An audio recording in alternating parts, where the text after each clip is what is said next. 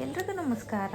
ಮನೆಯಲ್ಲಿ ನೆಮ್ಮದಿ ಇಲ್ಲ, ಶಾಂತಿ ಇಲ್ಲ, ಹಣದ ಸಮಸ್ಯೆ ಇದೆ ಅಂದರೆ ನೀವು ಮನೆಯಲ್ಲಿ ಪ್ರತಿದಿನ ಬೆಳಗ್ಗೆ ಸಂಜೆ ತುಪ್ಪದ ಆರತಿಯನ್ನು ನಿಮ್ಮ ಮನೆ ದೇವರಿಗೆ ಬೆಳಗುವುದರಿಂದ ನಿಮ್ಮ ಮನೆಯಲ್ಲಿ ಹೆಚ್ಚಿನದಾಗಿ ಸುಖ, ಶಾಂತಿ, ನೆಮ್ಮದಿ, ಹಣ, ಸಂಪತ್ತು, ಸಮೃದ್ಧಿ ಎಲ್ಲನೂ ಸಿಗುತ್ತೆ ಅಂತಲೇ ಹೇಳ್ಬೋದು. ಯಾರ ಮನೆಯಲ್ಲಿ ಯಾವಾಗಲೂ ಕೂಡ ನೆಮ್ಮದಿ ಇರಲ್ಲ, ಶಾಂತಿ ಇರಲ್ಲ ಅಂತಿರೋ ಅಂಥವರು ಈ ಒಂದು ಆರತಿಯನ್ನು ಮಾಡಿ ಹಚ್ಚುವುದರಿಂದ ತುಂಬಾ ಒಂದು ಒಳ್ಳೆಯ ರಿಸಲ್ಟ್ ಸಿಗುತ್ತೆ. ಸಂಜೆ ಹೊತ್ತು ಹಚ್ಚೋದ್ರಿಂದ ಇನ್ನೂ ಒಳ್ಳೆಯ ರಿಸಲ್ಟ್ ಸಿಗುತ್ತೆ ಅಂತಲೇ ಹೇಳ್ಬೋದು.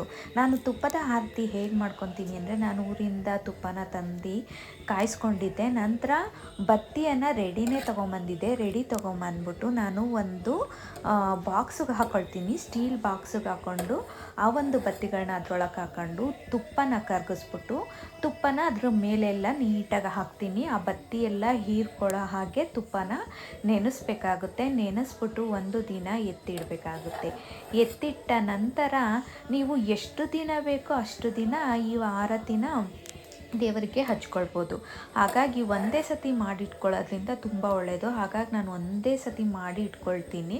ಈ ಥರ ಇಟ್ಕೊಂಡು ದೇವ್ರಿಗೆ ಸಂಜೆ ಹೊತ್ತು, ನಿಮಗೆ ಬೆಳಗ್ಗೆ ಹೊತ್ತು ಆಗಲಿಲ್ಲ ಅಂದರೆ ಪರವಾಗಿಲ್ಲ, ಸಂಜೆ ಹೊತ್ತು 2 ಬತ್ತಿಯನ್ನು, ತುಪ್ಪದ ಬತ್ತಿಯನ್ನು ಪ್ರತಿನಿತ್ಯದಲ್ಲಿ ನೀವು ಹಚ್ಚೋದ್ರಿಂದ ನಿಮ್ಮ ಮನೆಗೆ ಹೆಚ್ಚಿನದಾಗಿ ಒಂದು ಸುಖ, ಶಾಂತಿ, ಹಣಕಾಸಿನ ಸಮಸ್ಯೆ ನಿವಾರಣೆ ಆಗುವಂಥದ್ದು ಎಲ್ಲ ಆಗುತ್ತೆ. ಹಾಗಾಗಿ ನಿಮ್ಮ ಮನೆ ದೇವರಿಗೆ ಹಚ್ಚಿ, ಇಲ್ಲ ನಾವು ಇಷ್ಟ ದೇವರಿಗೆ ಹಚ್ಚುತ್ತೀವಿ ಅಂತ ಅಂದ್ರೂ ಪರವಾಗಿಲ್ಲ. ನಿಮ್ಮ ದೇವ್ರ ಮನೆಯಲ್ಲಿ ಯಾವ ದೇವರನ್ನು ಇಟ್ಟಿರ್ತೀರ ಅಂದರೆ, ಮನೆ ದೇವರಾಗಿರ್ಬೋದು, ಇಷ್ಟ ದೇವರಾಗಿರ್ಬೋದು, ಯಾವುದಾದ್ರೂ ದೇವರಾಗಿರ್ಬೋದು, ದೇವರಿಗೆ ನೀವು ಈ ಒಂದು ತುಪ್ಪದ ಆರತಿಯನ್ನು ಬೆಳಗೋ ಅಂಥದ್ದು.